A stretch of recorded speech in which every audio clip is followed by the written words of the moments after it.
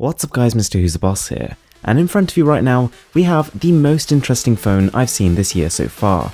This is the Umi Z, and it's got the potential to redefine the mid-range smartphone market.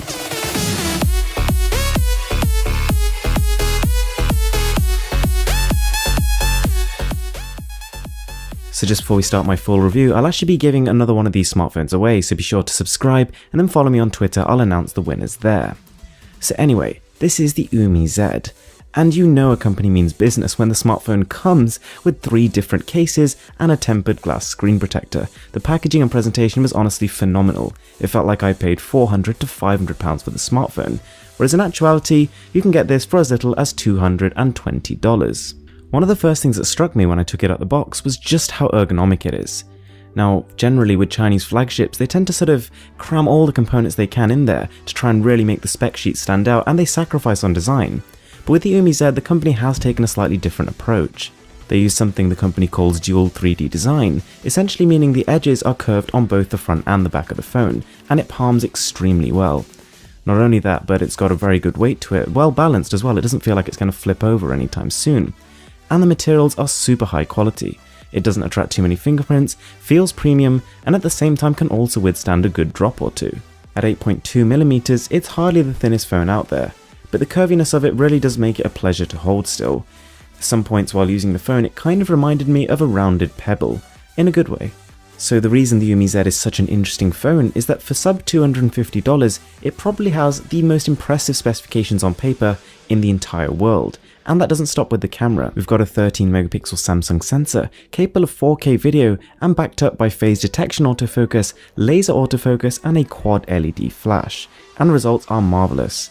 Side by side, even with my Google Pixel smartphone, and in some photos you really can't tell much difference.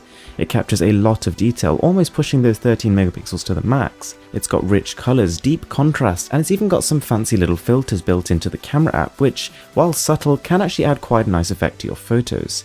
It's got a decent amount of depth of field, nothing outstanding, but also the camera app itself was honestly quite impressive.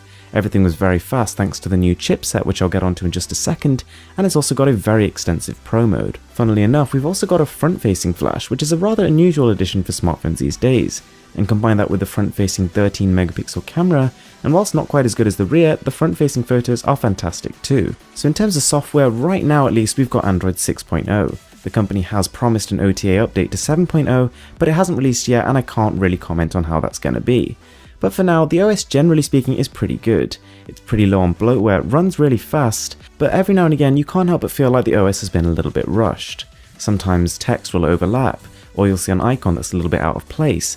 And one very confusing omission is the lack of capacitive keys on the bottom bar. There's just none, so if you actually want to hit the back button, you either have to navigate to the top corner of the screen, or you have to swipe up for your navigation bar, hit the back button, and then swipe down to disable it again. It seems very arduous. Now the screen for the most part is good.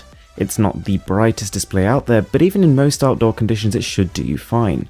Now you'll probably notice whilst the colours are great, it's not the best in terms of contrast. Blacks could be a little bit deeper, and you will be able to tell the difference between this and maybe a Samsung display. Something I can vouch for though is the Dragon Trail glass that this thing is using.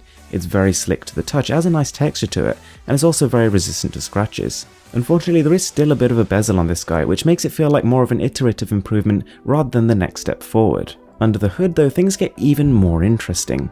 We've got 4GB of RAM, which is great in itself, but also the Helio X27 CPU, and this is the first phone in the entire world to use it.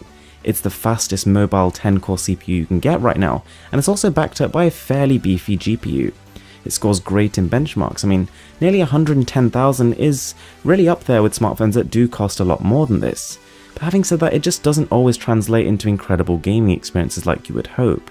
Even though it does in theory and on paper perform very well, in actual day-to-day use in terms of games, in terms of UI, it's good, but it's not fantastic. Even on Real Racing 3, an Android game that's more than 3 years old now, every now and again when you turn a corner, it'll just drop a few frames, and it just takes away from what could have been an amazing experience. The Umi Z is very strong when it comes to battery. We've got 3780mAh of battery capacity, which means that after a full charge, you're looking at 2 full days of usage. On top of that, you can get to nearly 50% with just 40 minutes of charging with its own proprietary fast charge technology. Not too bad. The speaker is nothing to run home about. It's not terrible, it reaches a decent volume, but it lacks bass, so it doesn't really do justice to vocals or voices when you're watching TV and films. I didn't really have any problems with the front-facing fingerprint scanner. Whilst I do prefer rear placement, it still works very fast on this one and is extremely secure as you'd expect. And as an icing on the cake, as well as the 32 gigs of inbuilt storage, we've got room for 256 more by a micro SD card.